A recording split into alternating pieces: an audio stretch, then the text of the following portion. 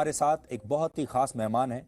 उन्हें आप हमारे सहयोगी चैनल जी बिजनेस पर काफी देखते होंगे, हर रोज ही देखते होंगे। इस समय हमारे साथ हैं जी बिजनेस के मैनेजिंग एडिटर अनिल सिंघवी, जो कि आपको हर रोज स्टॉक मार्केट के बारे में बताते हैं कि कहां पैसा लगाएं, कहां पैसा ना लगाएं। अनिल, आपका बहुत बहुत स्वागत है डीएनए में। अनिल, सबसे पहले हम धन्यवाद ये सर। जानना चाहते हैं। बिल्कुल जी जी, बताइए।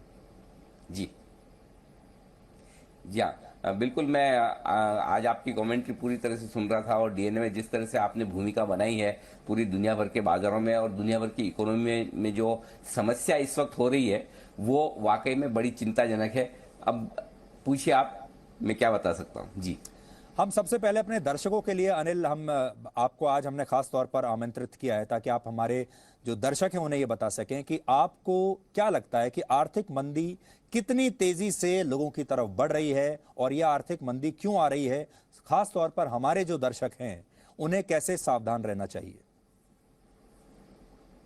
जी आर्थिक मंदी आना तय है और इसकी सबसे बड़ी वजह यह है कि जिस तरह से अमेरिका में और पूरी दुनिया भर में महंगाई जबरदस्त बढ़ी हुई है। और सबसे बड़ी बात है कि महंगाई को काबू में लाने के लिए दो ही तरह के उपाय होते हैं। या तो आप जिन चीज़ों की वजह से महंगाई बढ़ रही है उनकी सप्लाई बढ़ा दें, या फिर जो लोग खरीदारी करके उन चीज़ों के दाम बढ़ा रहे हैं उन्हें खरीदना कम खरीदने पर आप मजबूर करें। यानी कि एक तो परचेजिंग पावर कम कर दें और दूसरा सप्लाई बढ़ा दें।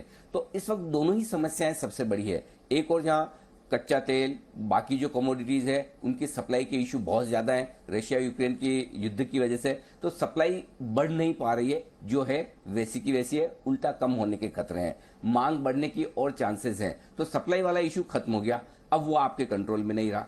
दूसरी तरफ अब कंजम्पशन, जो कुछ लोग खरीदारी कर रहे हैं, लोगों के हाथों में बड़ा पैसा है और कोविड के वक्त कई सारे सेंट्रल बैंक्स और खासतौर से अमेरिका ने भर भर के डॉलर छापे, लोगों में बांटे और उसकी वजह से जो पैसा आया है सिस्टम में बहुत सारी लिक्विडिटी हुई है, उसे कम करने की कोशिश हो रही है। तो दूसरा इलाज सेंट्रल बैंक के पास है, अमेरिका के फेड के पास है, वो फेड कर रहा है। तो अब फेड जैसे जैसे अब पैसा वापस ले रहा है और साथ में ब्याज दरें बढ़ा रहा है, उससे लोगों का परचेजिंग पावर होगा कम, खरीदने की क्षमता कम होगी और जैसे ही खरीदने की क्षमता कम होगी प्रोडक्ट्स की डिमांड कम होगी, डिमांड कम होगी तो जाहिर सी बात है उनके दाम गिरेंगे, दाम गिरेंगे तो महंगाई काबू में आएगी। तो ये एक तरीका है और इस तरीके को आमतौर पर सारे सेंट्रल बैंक धीमे धीमे लागू करते हैं। यानी कि वो दवा का डोज है ना, थोड़ा थोड़ा थोड़ा थोड़ा दीजिए। लेकिन इस वक्त मामला ऐसा कि पेशेंट बिल्कुल वेंटिलेटर पे है और उसे आपको हाई डोज देना है, एक बार कैसे न कैसे बचाना है। और जब आप किसी भी दवा का हाई डोज देते हैं तो फिर उसके बड़े साइड इफेक्ट्स होते हैं। और इकोनॉमी के साथ भी यही है, आप कोई भी एक्शन लेंगे हर एक एक्शन का एक रिएक्शन होगा। तो जब आपको महंगाई घटानी है उसके लिए आपको सिस्टम में से पैसा निकालना है और ब्याज दरें बढ़ानी है, तो एक बार महंगाई तो काबू में आ जाएगी लेकिन उसका जो असर ग्रोथ पर पड़ेगा वो काफी जबरदस्त होगा। बहुत तेजी से अमेरिका ब्याज दरें बढ़ा रहा है।